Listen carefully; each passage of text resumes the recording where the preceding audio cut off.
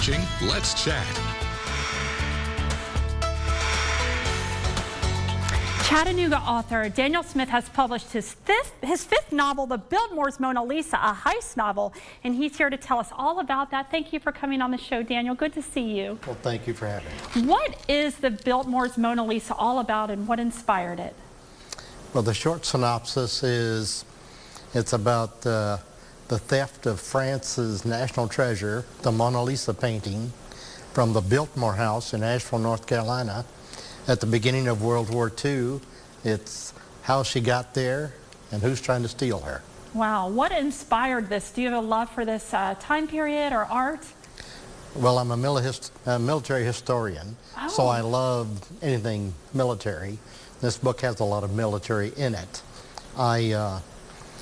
I had been to Biltmore many times with my family, probably 5 or 6 times. And in one of the tours, the tour guide told about the National Gallery in World War II stored paintings for safekeeping at Biltmore House. Wow, I never knew that. Until that tour, I didn't either. Wow. And a week after I got home from the Biltmore trip, I saw a TV special on German U-boats running up and down the East Coast during World War I, sinking Allied shipping, oftentimes inside of the beach, Wow. particularly down near Florida. So put those two things together, and I started thinking, well, Göring in Germany and Hitler were both considered themselves art collectors, art fanciers, and those three things gelled together into this book. It's been in my mind for 25 years. So you're a veteran yourself. Can you tell us about your service? I'm retired Navy.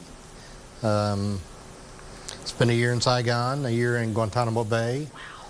Wow. A lot of shipboard time. I'm a shellback, across the equator. Love that. I know what that is. You get that big cool certificate. Big certificate, fairly rough initiation. Yes, I've heard that. Right. How much fun. Well, thank you for your service. That's very cool to learn about you. And now you're a military historian. Has your research played a lot into this book? It has. From 97 to around 2000, I was the volunteer director of the National Medal of Honor Museum on Georgia Avenue, the old museum. Right. And I wrote articles for their newsletter. A lot of that was obviously Medal of Honor related. And one of my nonfiction books is about the Medal of Honor and the battles for Chattanooga during the Civil War. There were 52 Medals of Honor awarded for actions in this area. I love that you bring a personal history side to local things that have impacted us here in Chattanooga, and also the coast, 6 hours away. Right. There were German U-boats right there. Yes. That's so interesting. What did you learn during your research for this novel? Did anything jump out at you and you're like, wow, I never knew that?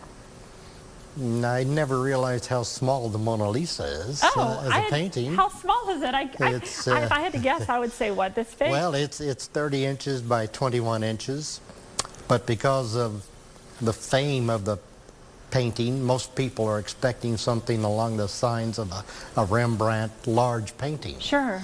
But research shows, in actuality, she was about average size for a half-length portrait. Can you give us a tease about the novel, like perhaps the characters? Well, some of my reviews have said, don't expect a straightforward heist. Wow. It's a bit of a shell game. As a twist, it sounds like. It is not what you would expect. Well, what are you up to now? Are you working on a sequel, or what's coming up? You know, I have another synopsis in mind, but it's a little more difficult writing this than writing nonfiction.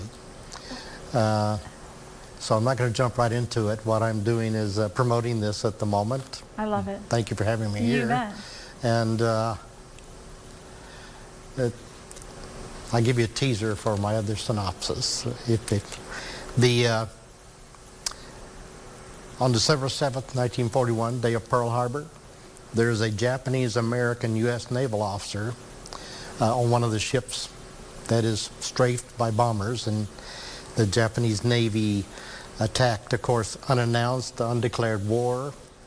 And this officer was so embarrassed by his ancestral country doing this, that he goes to naval intelligence and suggests a mission where he recruits other military Japanese Americans, and they go to Japan because they know the emperor sends his family to the west coast of Japan every summer, and he proposes they kidnap the emperor's son and sue for peace. Oh, I love it.